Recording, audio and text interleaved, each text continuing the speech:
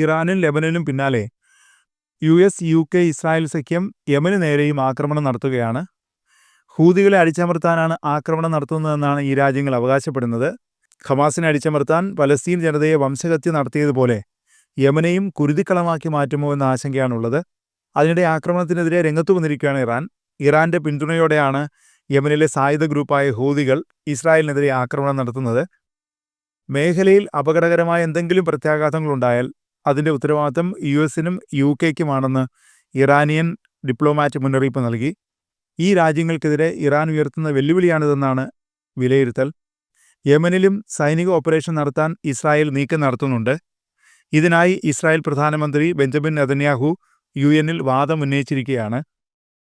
ഇറാന്റെ പിന്തുണയുള്ള ഹൂതികളെ തുടച്ചു നീക്കണമെന്ന പേരിലാണ് നെതന്യാഹുവിന്റെ പുതിയ സൈനിക നീക്കം. ഹൂതികളെ ഭീകരസംഘടനയായി പ്രഖ്യാപിക്കണമെന്ന ആവശ്യവും ഇസ്രായേൽ ഇപ്പോൾ ഉന്നയിച്ചിട്ടുണ്ട്.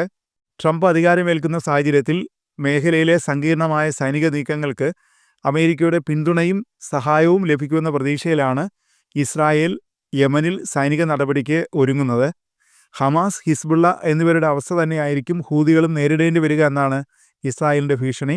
യമനിലെ പവർ പ്ലാന്റുകൾ, സനാ വിമാനത്താവളത്തിലെ എയർ ട്രാഫിക് കൺട്രോൾ ടവർ, തുറമുഖങ്ങൾ എന്നിവ ഇസ്രായേൽ വ്യോമാക്രമണത്തിൽ തകർന്നിരുന്നു.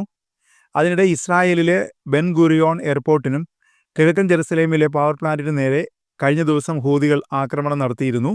ഹൂതികളുടെ ആക്രമണത്തെ അപലപിച്ച സുരക്ഷാ കൗൺസിൽ അംഗങ്ങൾ യമനിലെ സിവിലിയന്മാർക്കെതിരായ ഇസ്രായേലിന്റെ അതിക്രമങ്ങളെക്കുറിച്ചും പറഞ്ഞു.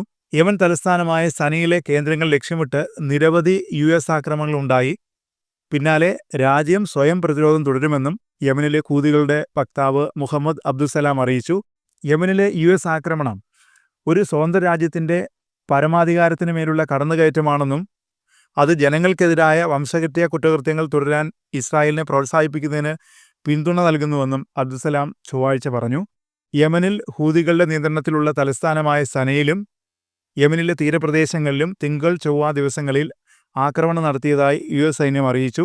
അമേരിക്ക യമനിൽ ഒന്നിലധികം തവണ വ്യോമാക്രമണം നടത്തിയതായി റിപ്പോർട്ടുകൾ പുറത്തുവരുന്നു. യമനിൽ ഉന്നവച്ചത് ഹൂതികളെ ആയിരുന്നുവെന്നാണ് പെന്റഗൺ അറിയിക്കുന്നത്.